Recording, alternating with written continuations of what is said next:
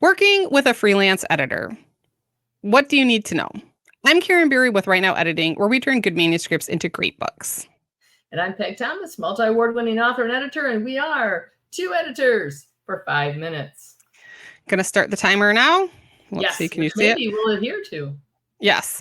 So last week we were kind of sharing funny stories about working with clients as freelance editors, and we decided we should probably share too, like, what's the best way to work with a freelance editor? How can you make the most of the experience? So we're going to do two parts. And this week we're talking about how can you prepare yourself for working with an editor? So Peg, what do you hope for or ask from your authors before you start working with them? Number one, first and foremost, they have to know how to work in Microsoft Word with track changes. And I have run across clients who just don't even know how to do that much. That is 100 level class for writer. You have to know how to work in Microsoft Word. You have to know how to work with track changes. You're going to run into it at every stage of your writing. If you go traditional publisher, that's what they're going to want to see. So you might as well get used to it. Bite the bullet. Pay for Word. Nobody wants to work off Google Docs ever. And nobody wants to work off the freebies. It's got to be Microsoft Word, and you have to understand track changes and know how to use them. How about you?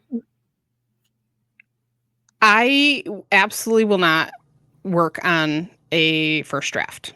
And when I say first draft, I mean they wrote the book and they're sending it to me. No. Before you send it to me, you need to self-edit it at least once because you're going to see things that you missed. I often recommend having at least one other person read through it for you as well to see if there's anything that they can find. Because what you need to realize too is the rougher the manuscript, the more work it takes on the part of the editor. And while I would love to be able to work with you through that whole process, if you send me a first draft, it's going to take a long time because we're going to have to touch on every single issue. If you can catch a lot of those first, it's going to save you time because it won't take me as long to get through the edit. It's also going to save you money because the edit's going to go more quickly. You're going to find a lot of issues. So maybe instead of a developmental edit that is going to take weeks, maybe depending on the manuscript, as many as 80 to 100 hours, maybe you only need a line edit, which is going to take 40 hours and can get back to you in a week or two. So I won't ever work on a first copy. I always want to know, have you self-edited? That's the absolute bare minimum. If you have someone who could look at it for you too, that's great, but that's not a requirement. That's true, but you're always better if somebody else, or even a couple, your mom, your dad, your friends, it doesn't matter who at this point, they're just reading it over and they're looking at your missed words or misspelled words or whatever. Because once I get it, if I have to spend time with that piddly little stuff and it's hard to read through it, if it's there, you see it, you correct it, whatever, then I might be missing some of the bigger picture issues because I'm bogged down in this stuff that you should have taken care of first. So you get a better edit if you clean up the stuff you can clean up before it gets to your editor.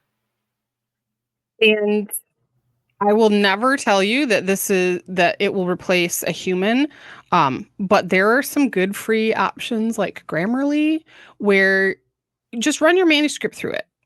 And it's not going to catch everything, and you're not going to want to take all of its suggestions, but it's going to catch a lot of stuff so that when you send it to your editor, it's a cleaner copy. It's going to find the missed quotation marks. If you're using the wrong there, it's going to catch a lot of that stuff. That's just going to make the edit again go more quickly and let the editor focus on other issues. And Pro Writing Aid is another one that we should mention. Pro Writing Aid is also very good. And maybe even a little bit, that's a little bit more in depth than Grammarly in some ways. But yeah, both of those are good tools.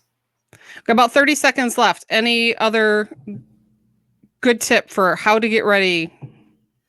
Get ready by putting on your big boy or big girl pants, because you are not hiring an editor for your cheerleader. When we're looking at something, we're looking for what's wrong. We're not looking necessarily for what's right, because you're not going to correct what's right. You're going to correct what's wrong. That's what you want us to find. So go into it with the mindset of they're going to find what's wrong, and that's why I'm hiring them, not they're going to pat me on the back and tell me I have the next bestseller. I like to tell people that other people hire me to tell them what they do wrong. And that's really how an editor is going to help you improve your writing. Absolutely. So come back next week and we're going to talk about how you handle the edit once you get it back. Until then, I'm Karin Beery. I know. Until then, I'm Karin Beery with Right Now Editing. And I'm Peg Thomas, and we'll see you next time. Bye.